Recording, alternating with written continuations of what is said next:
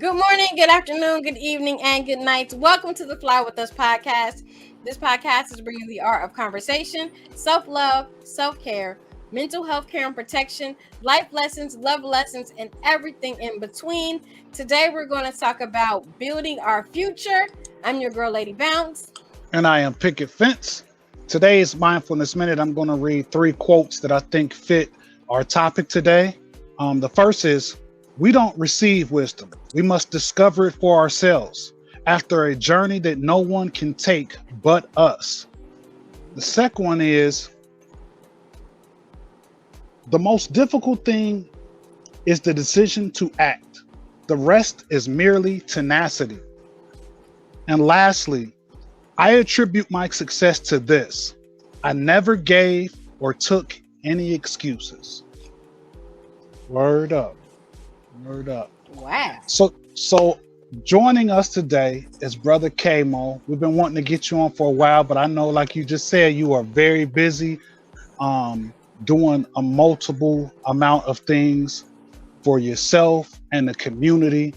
Which, we hope that that's not going unnoticed. We noticed it a while ago. I know that we've talked every time we get to see each other. We talked and build for a while, and every time we talk, I'm just like, wow, he is really, really on it, And we recognize and we appreciate the work you're doing, and we just want to know, how can we help you to push the word, and what can we do to follow in your footsteps? So, Brother Kamo, peace. Thank you for welcome and coming on our show. Thank you. Peace. Thank y'all for having me. I'm honored to be on this show. I definitely see the work y'all are doing, and every time, like you said, it's love, and I'm excited to be here.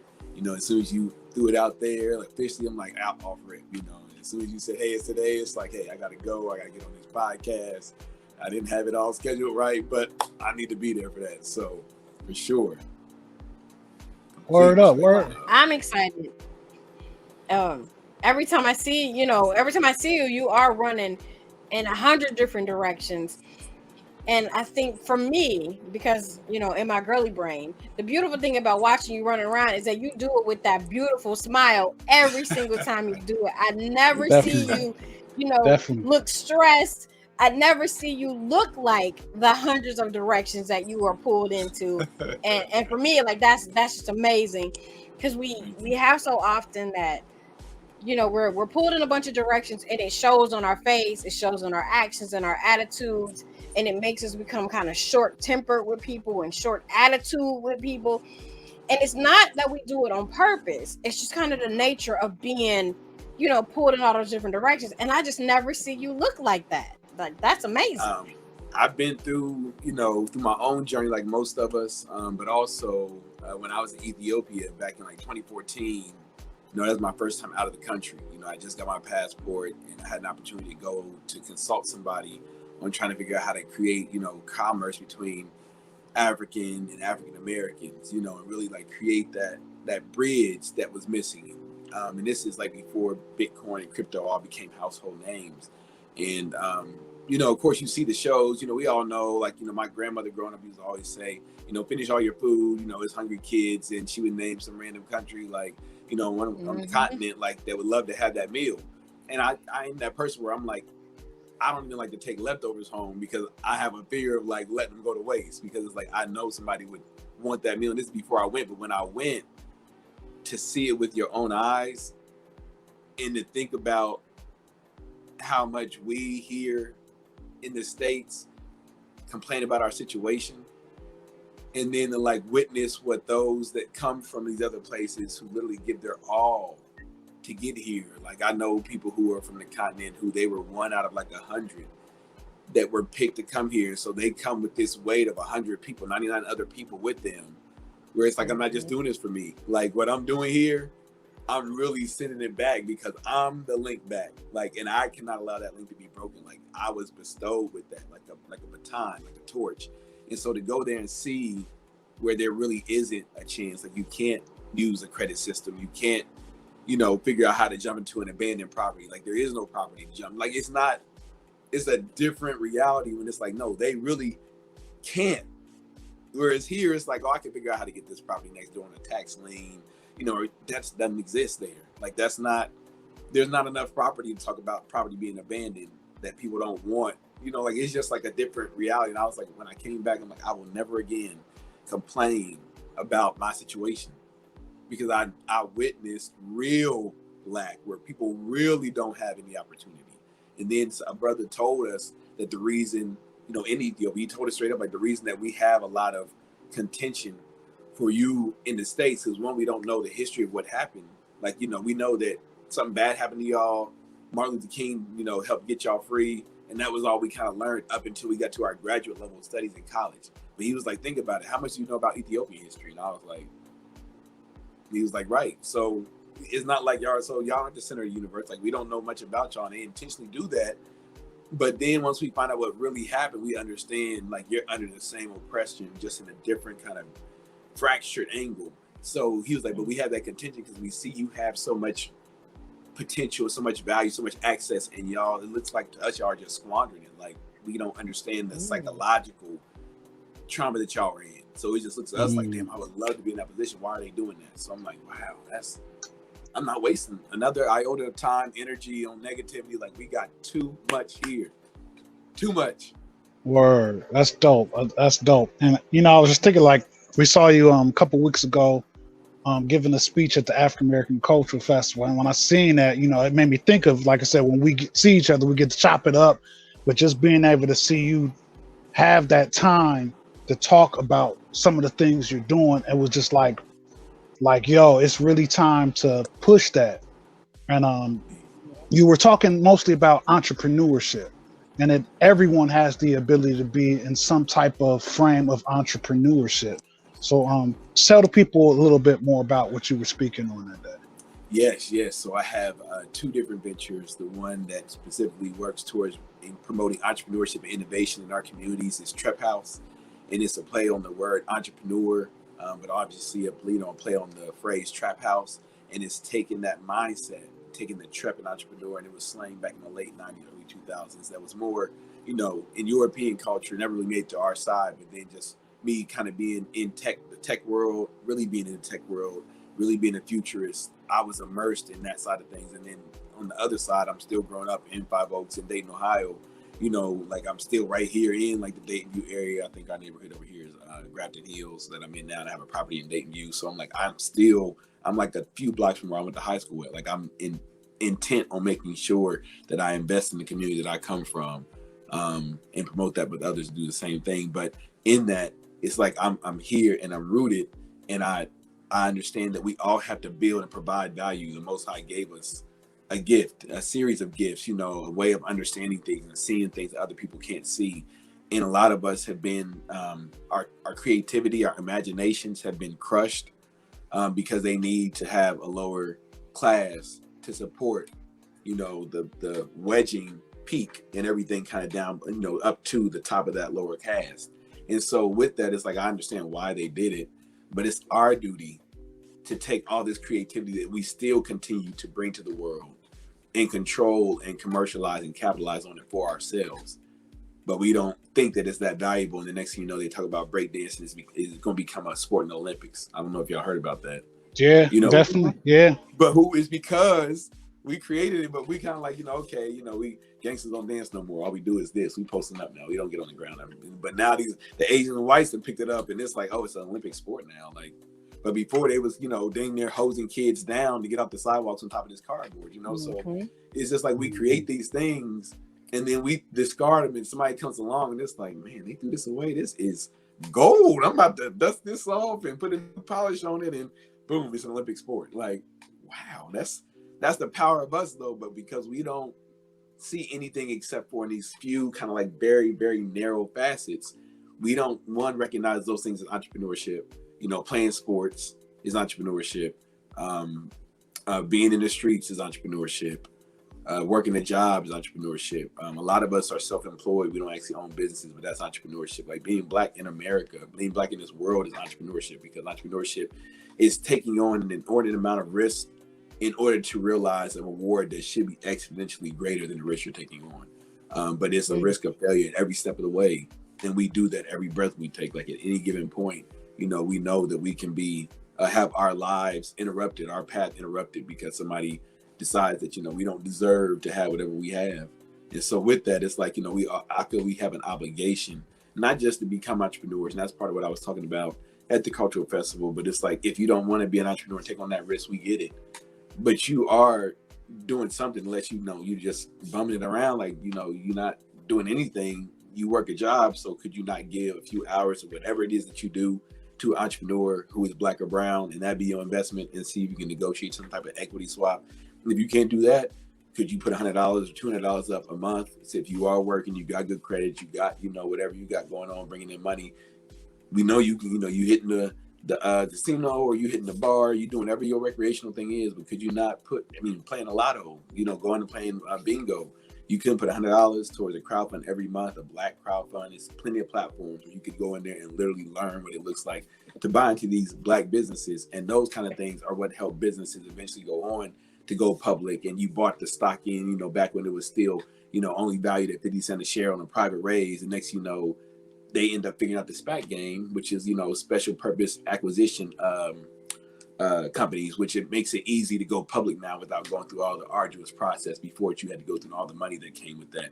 So now people are taking companies public, without all those hoops and hurdles. So it's like, what if one of those Black companies did that? Because I tell people, Facebook created millionaires and billionaires, 50 employees down, 100 employees down. Like, it created millionaires and billionaires who were not Mark Zuckerberg, people who spun off and created their own $1 billion things because they had so much money to throw at something else, that something else ended up becoming a $1 billion company.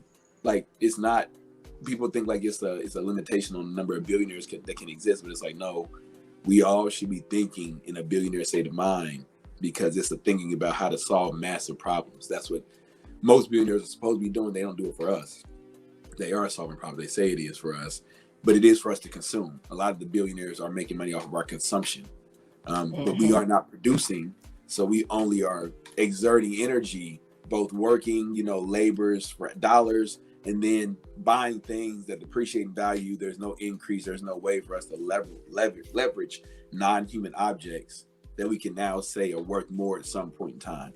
So everything about us is about our body, consuming, being given and being offered, playing sports, entertainment. Like, those are where we have most of our millionaires and billionaires, because they've always let us entertain them with, with the buck sports, like, doing the whole buck events, buck fighting, all that's, committing bucks against each other. That's the Sarah Hottentot, the Venus Hottentrot, like, Sarah Bartman type energy with like the sisters, it's all been the same thing. It was like, it's nothing new under the sun. It's never what you do, but how it's done.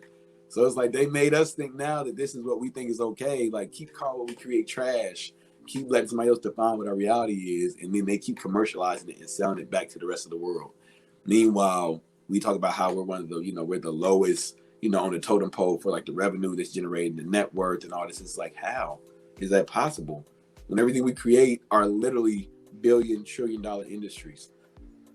How are we still in this state? And it's because we are not controlling our future. Now, I was talking about that, Trap or Die was the title. We talk about really like Trap or Die, like Trap or Die. If we don't get on this entrepreneurs and support entrepreneurship and innovation, it's our little demise, because somebody else is saying that our net worth is going to be $0 by 2053. And I was basically positing to the crowd, like, how does a capitalistic society say, how does another group define for, someone or a cultural group what their destiny looks like? Like, how is that not something that we come out and say there's no way that's going to happen? That's been a figure that's been riding that by 2053 we will be at $0 net worth as a cultural group here. We aren't contesting that. It's almost like we just like, it's not here yet, so it's not really that big of an issue. Like, I feel like that's how we're looking at that figure, that data point. And it's like, or that forecast. And it's like, when do we start to really look like, how do we change the trajectory? We have 30 years, 33 years based on what they're saying. Like, have we had anybody that's done like some independent research to find out how they're coming up with that idea, that fact, and then that supposed fact, and then how do we go about reversing that trend? Because it's not going to come from us all becoming athletes or entertainers and becoming famous for that, and influencers and all this other stuff. Like, we really have to start to collaborate as a group and practice group economics. So if you aren't going to start a business, work for somebody with a Black-owned business, because 95% of all Black-owned businesses only ever have the founder as the only employee for that business. That's been the case for us for a long time. We have not been scaling businesses for a long time because we are comfortable with and prefer being self-employed, only having to worry about ourselves, making 200,000-300,000, pulling up in the G-Wag, going on trips, flying people, getting people flued out, like the whole image. I just want to basically shine and be, I'll see you. I hope I see you at the country club. I hope I see you at the resort. But if you're not there, I got me. You need to get you. It's like this mindset, like, well, dang, you ain't up on your hustle. You need to get your hustle up, man. I'm good. And it's really this individualistic mindset we've given into. And so with that, it's no surprise they're saying this. You can look at like the social construct we find ourselves in. We are headed toward this demise where our network collectively, no matter what I think about you, you think about me, collectively in a capitalist society, our net worth is zero. So that means that we don't technically exist. They don't see any value in us anymore because technology will have reached a point to where they don't need us to do that work that they don't want to do anymore. They will have fully autonomous machines, robots by 2053, where it's like it can do everything that they need that we would have done. So it's like, thank y'all.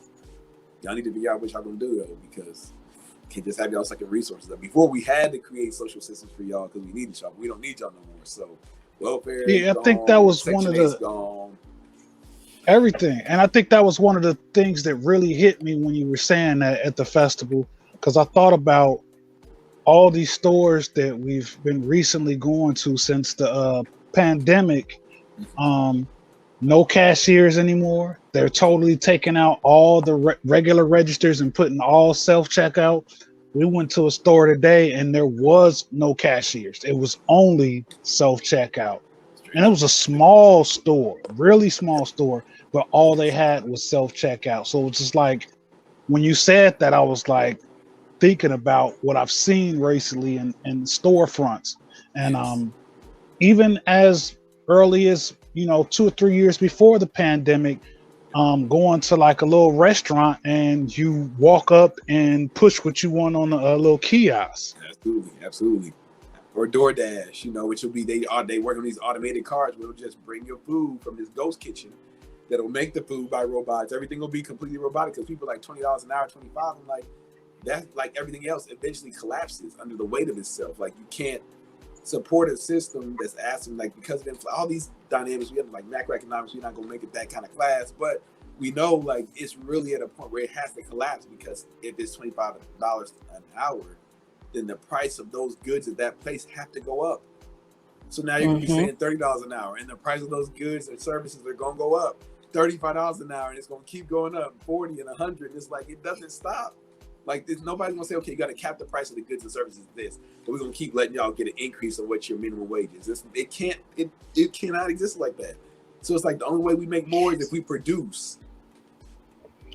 So let me ask you, do you think that part of that attitude, when it comes to inflation, like stores have to raise their prices, is it because as Americans we have this attitude where I'm not doing that job, or I'm not going to do that job for less than this? But then you have other cultures who will come to our country and they will clean the toilets for 50 cents an hour. They will have 100 family members sleeping in one room and show up at your house. Like my grandma had this flyer a few years ago, and it said, if you want it done right and cheap, hire a Mexican. And on this flyer was all these services that they could do. They could put in a roof, they could reinstall a bathroom and cut down trees and all these things. My neighbor down the street made a contract with one guy who came over and said, I can, install your roof, whatever. He shows up the next day with 2 trucks full of his non-American family members. That roof was put on in like a day and a half. Yes. I think I only saw them take one break to eat, and that was it. Yes. And that was a while ago, and his roof is, working just fine. So it's part of that, the mindset that we have, and us as Black people, especially, we have this, well, I ain't doing that, or I can't do that kind of job. But I can't do it with nobody else. I need to be by myself. I don't work well with others. Right. Like this idea, I have to be by myself.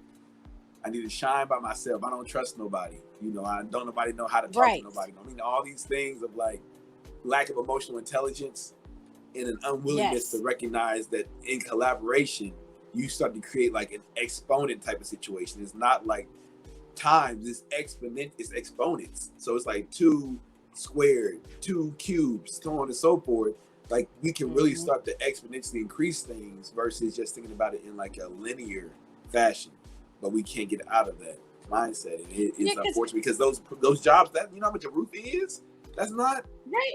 low money. Is not, you know, even clean the toilet. Like I know a guy, what do you call those custodial contracts, like getting like, you know, janitorial contracts with buildings owners, the development firms. Like I had a guy who was working with it was an African guy. He was working for an African brother. I don't know what country the brother was from, but he had a contract with one of the big buildings downtown at the time, and it was like I think he was charging $13,000 a month for the contract, but he had it all broken down where after he paid his employees and the material and all that good stuff, he was netting like $7,000 or $8,000 off that contract. They were there like 3 times a week. And so my buddy got the bright idea, because I think they said the only reason this guy had the contract is because by law or by per company policy, they had to get to accept 3 bids. And because they weren't advertising online or anything like that, he was the only bid at the table. So they told my buddy like that was working for this guy, like, why don't you come down and put your own bid in?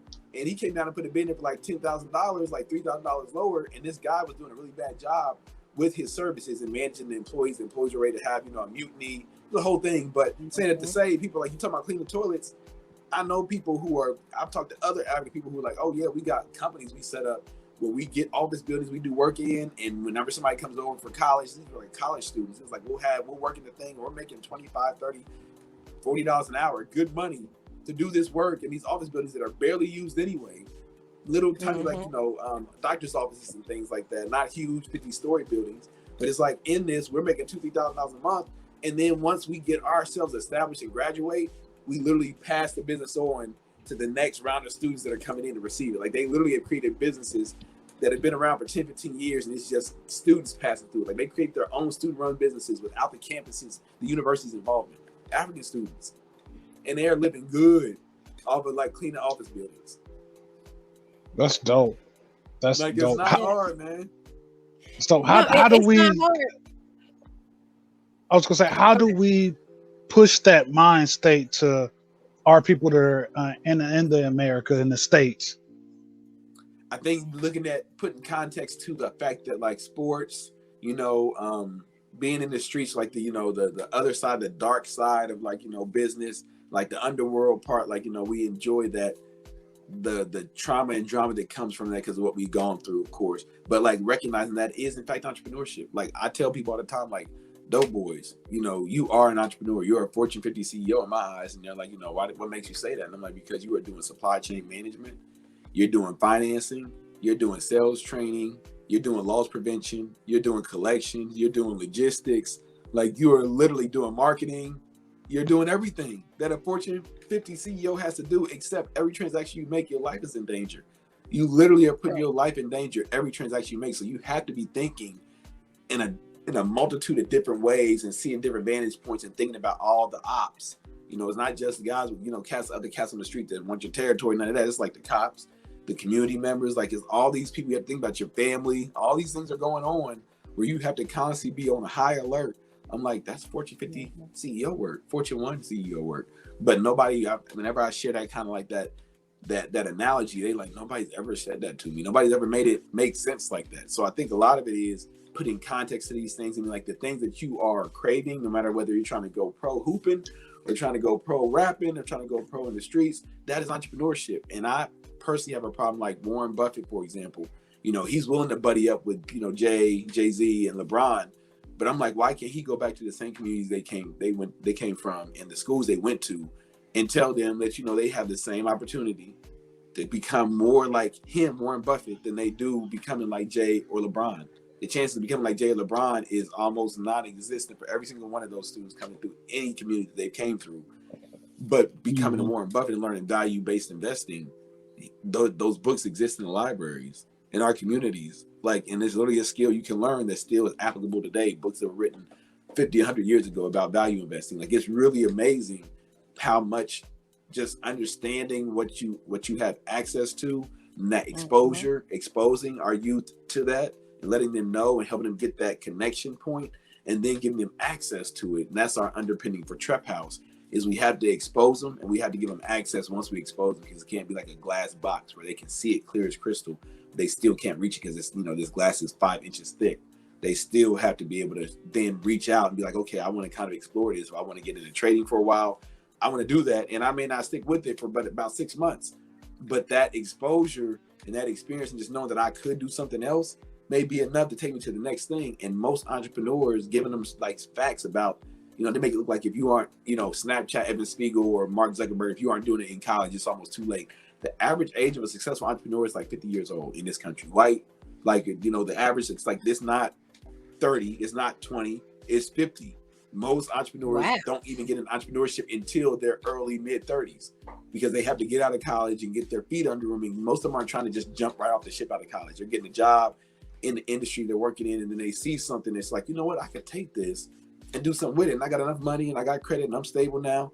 I'm gonna try to do something with it. Also, most successful entrepreneurs go on average through 3.5 ventures before they find the one that finally hits home. It's usually about 3.5 to 4 before they get the one that really takes off. The other 3 are failures. They're not failures, you're learning, failing forward, but we all think, oh, if you don't make it with this first one, and you don't do it while you're young, I'm kind of out the game, it's too late. No. Most of us aren't, even the white guys who got the degree, most of them are not Zuckerberg and these guys we think about. That's an anomaly. That's why they get talked about so much. What Bill Gates and all them did, like the reason that those stories became those stories is like the fact that kids did this because they were kids. Mm-hmm. And they did that and saw what they saw. That's what made it so profound, but that's not normal.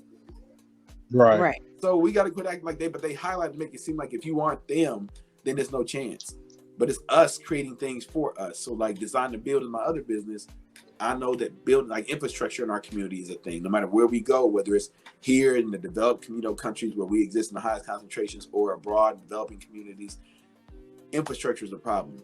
We oftentimes don't own the real estate that we occupy, that we work in, we play in.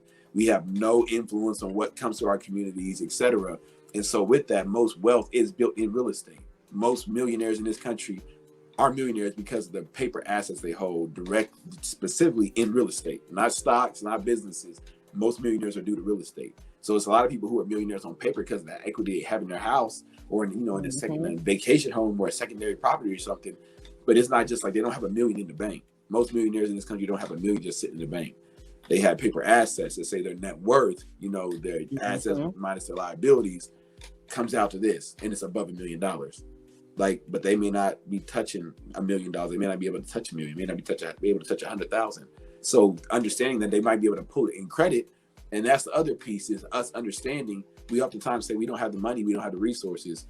I tell people, and I said it at the cultural festival, the one thing that we got going through slavery without question that I tell people is like literally a best kept secret is these 9 digits we call a social security number.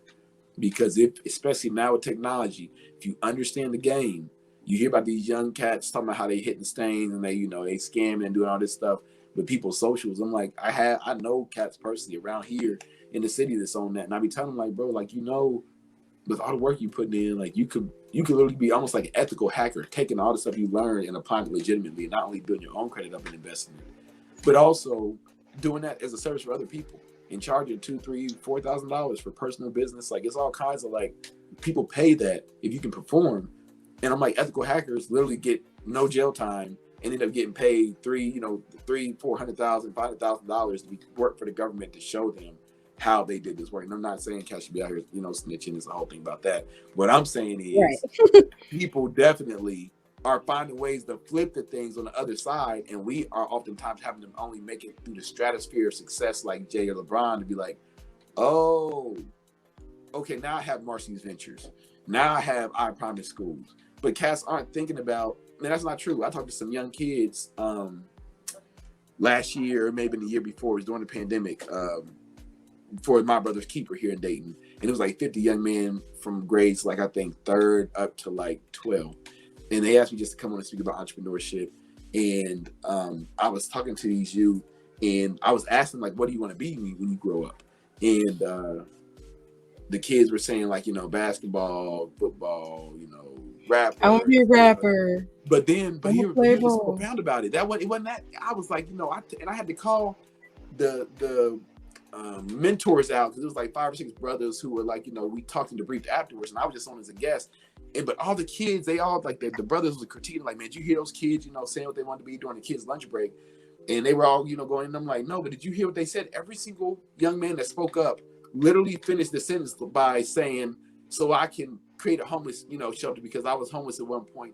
And, I know what it's like not to have a home. So I want to create a place for people to go, or, a senior citizens facility, because my grandmother didn't have a place to take care of her and they treated her bad. So I want to make this kind of money so I can build my own. So like every single kid basically said they want to do impact without saying they want to do impact. None of them said they want to play sports or be an entertainer without saying it was for some impact-based purpose. So they believe the only way I can get the kind of money I need is by being famous and, out there and wealthy and playing sports or rapping, so I can have the impact I want to have. And I told them all, like, we can't diminish, like, we have to make sure we don't throw the baby out with the bathwater. These kids want to do right.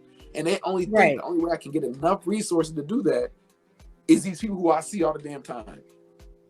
But they want to do good with it. And I'm like, I mean, these were kids from, like I said, these were young men, young boys from 3rd to 12th grade.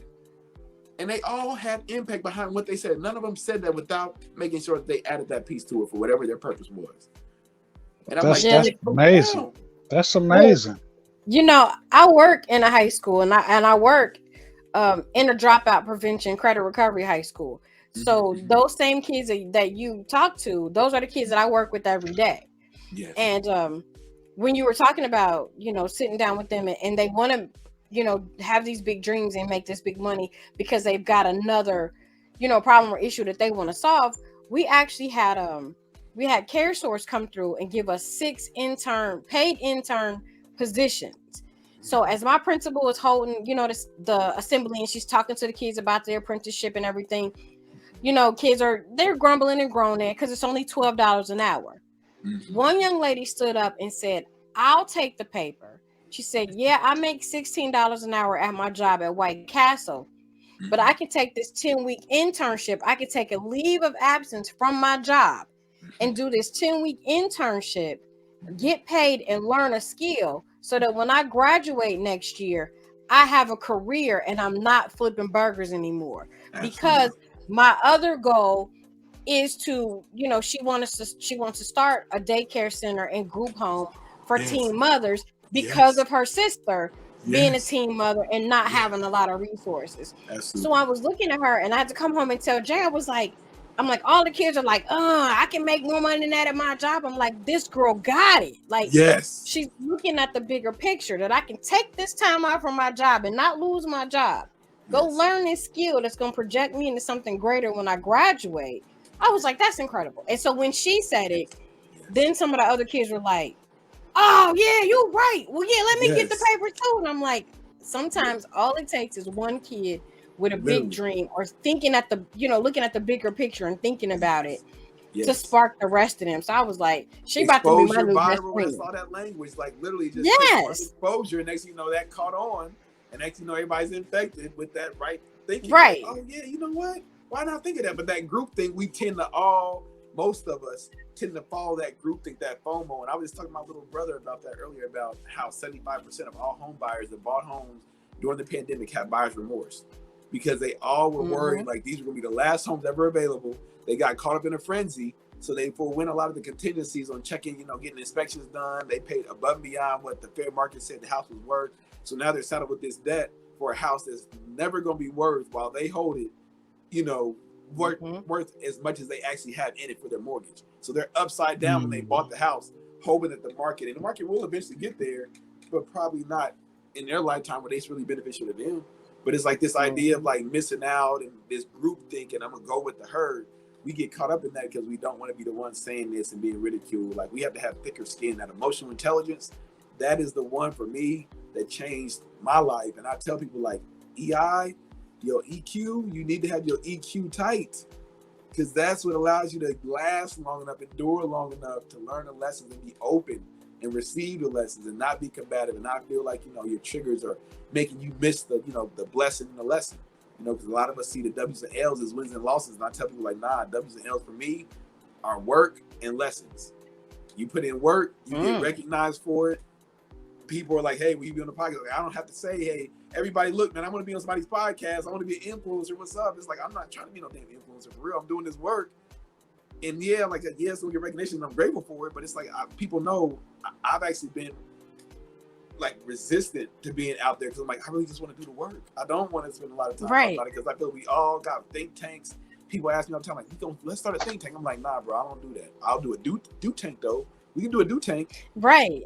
I don't want to have a meeting to talk about the meeting to discuss what we're going to talk about at the next meeting. There's work to be done. Let's get this work. I love it.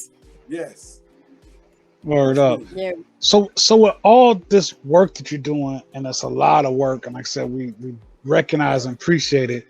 What do you do to take time for yourself for some self-care? Man, I roller skate like crazy. So I skated last night. Yes. Skating tomorrow. If they have skating on Friday or this coming weekend, I'll skate then. Like I try to get at least 2 weekdays a weekend. You know, if I can 3, you know, and especially in the holiday season, we have a lot of parties and stuff because people skating is more, you know, more popping during the winter season. So expecting a lot of little parties, weekend parties where I can skate 3-4 times in a week, and I will be there every session, you know, and I leave drenched. That's where I get everything out. You know, that's my gym. I don't make it to the gym, so I skate. And you know, and I got my, you know, I'm an arborist of sorts, you know, definitely a tree man. So that definitely helps too. That's my getaway, you know, and I'm a big proponent of us having like plant-based medicines. Even like one of my next businesses would be a psychedelic research and development institute for the impact of ethogens on race-based trauma in Black and brown bodies. So like we need to get more of that work done too, because this is a whole culture in of it. So that's another conversation for another day. But this psychedelic thing. Oh yeah, we definitely got to come back. How you come back and talk about that? Man, they are going crazy. They're healing their stuff, and we're gonna be still sitting here with the same trauma and drama, like stuck with the bag, sitting on the bag. Like where's the money at? Like man, I've been reading a lot about that, trying to get my studies on that because I see it. It's about to take off like a rocket ship. Make weed look like kale.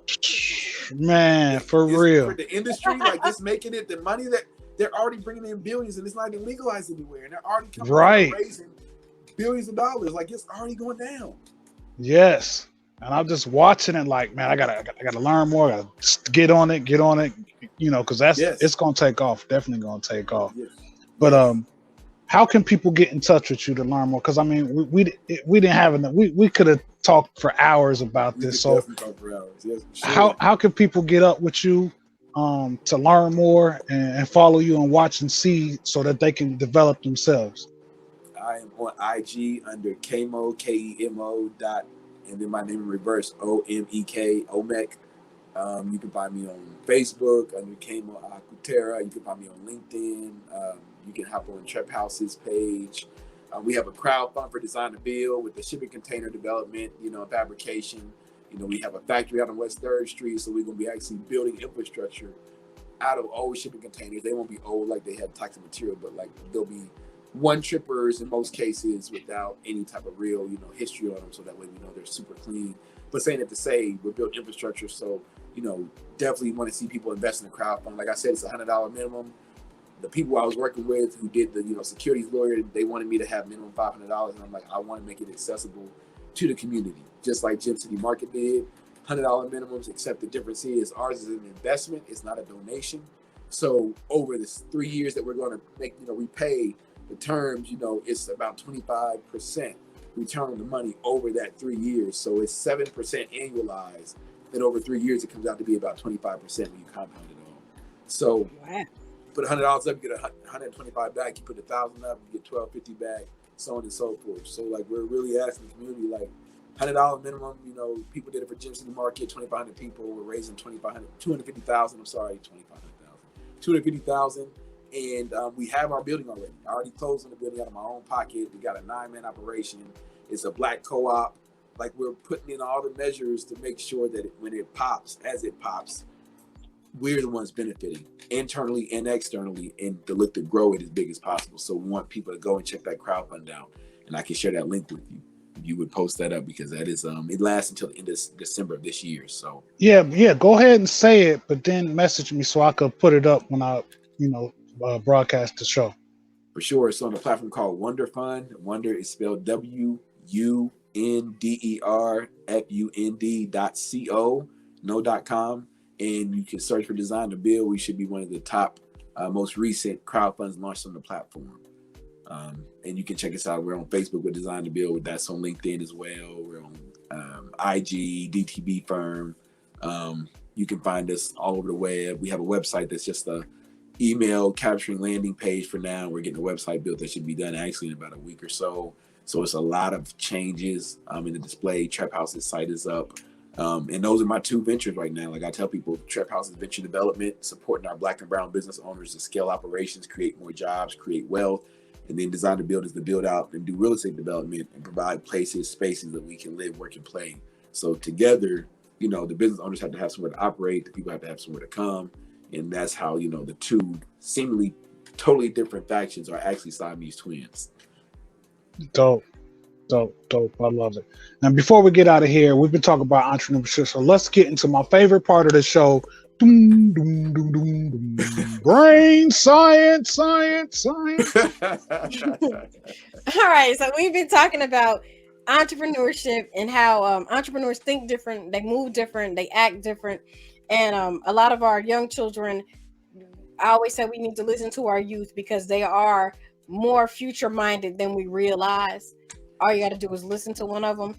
So this is all about how your brain is wired for entrepreneurship. So studies say that you can improve your brain and become a better entrepreneur. Researchers say the brain of an entrepreneur functions differently. Build on this outstanding functionality to become more nimble and smarter. If you are an entrepreneur, your brain is already wired differently. Research shows that founder entrepreneurs think differently when it comes to recognizing and choosing opportunities. Studies also show that entrepreneurs demonstrate a higher tolerance for risk because of the way that their brains work. Do you find that you are quicker to respond and resolve problems and are less inhibited than people that are not entrepreneurial? You probably don't let a bit of ambiguity stop you from further exploring an idea or opportunity. After all, you can deal with these details in a later stage of the decision-making process, right? So if this describes you, your behavior mirrors that of entrepreneurs who took part in these studies. So we don't know if these differences are innate or purely related to a conditioning of the brain based on work experiences. But what we do know is that nearly anyone can literally upgrade how well their brain functions, and this upgrade could increase your level of success. Your brain is constantly changing with your day-to-day experiences. So in scientific terms, it is called neuroplasticity, the brain's ability to form new neural connections throughout your life. So every time you learn something new or have a novel idea, a new pathway in your brain is created. The more you use that new pathway through practice and repetition, the more ingrained it becomes in your thoughts and your behaviors. And likewise, if you don't use it, the weaker it becomes and then it is forgotten. So this is critical to any entrepreneur on many levels. The ability to overcome fear of success, which Kamo talked about. Most businesses fail at first, and you have that one, then that two, and then that three. And by the time you get to the fourth one, then you've mastered how to successfully have a business. That's important. Your brain's neuroplasticity allows you to change the way you think, make your brain sharper, lower your anxiety and reduce depression, improve your memory, and much more. So here are 3 quick activities that you can do to help you achieve this. Observe and change thoughts that limit you. Your life experiences have formed a distinct set of concepts or thought patterns. Some are supportive and some supportive of your goals and dreams, and some are damaging to them. While people with limiting belief patterns tend to deny the power of semantics, the negative things you tell yourself only serve to reinforce their resulting limitations. It takes determination and consistency to change these patterns, but you certainly can. People do it every day. When you engage in negative self-talk, notice how your body feels. These thoughts produce fatigue, heaviness, even feelings of depression. So throughout your day, Catch these thoughts and open your mind up to a world of possibilities. By turning them into more supportive, pleasing thoughts, if you have a difficult time believing the positive thoughts, introduce them with phrases like, I am powerful, I am capable, I have everything that I need to be powerful in this world. Secondly, work out your brain.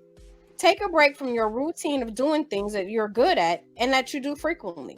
Take a class, learn something new. We all got the same internet. I found 17 different websites where I can earn degrees and certificates for free to make me better at my job, and I take full advantage of them often. You can learn to code. It's a great exercise for your brain. When something becomes easy to you, switch it up and add a task that makes it take more concentration. Never stop trying new things. Next, this is our favorite. Exercise every day. Kmo gets his exercise when he out there roller skating for his self-care. So the effects of exercise on the brain are profound. One of the many benefits is that exercise improves your executive function or the cognitive abilities to do things like focus on complex tasks, organize, think abstractly, and plan for future events. It also improves working memory, such as the ability to keep a phone number in your head while you call it. Effects of regular aerobic exercise, 30 to 45 minutes several times a week for longer than 6 months, show the greatest in results in the studies. And last but not least, this part is the hardest part of being an entrepreneur, of being a human in general. Get rest and plenty of sleep.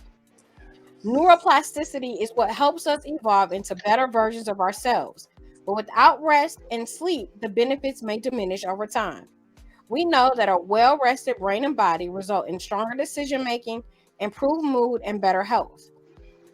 One of my favorite sleep tips comes from Ariana Huffington, who suggests that you make a bedtime appointment with yourself and treat it the way you would any other appointment. Going to sleep and waking up at the same time every day will give you an enormous boost in the right direction. Less than 1% of leaders make the effort to intentionally optimize their brain and mind connection for increasingly improved performance and decision making. The entrepreneurial mindset can, in some part, be learned and mastered. So why don't we do it?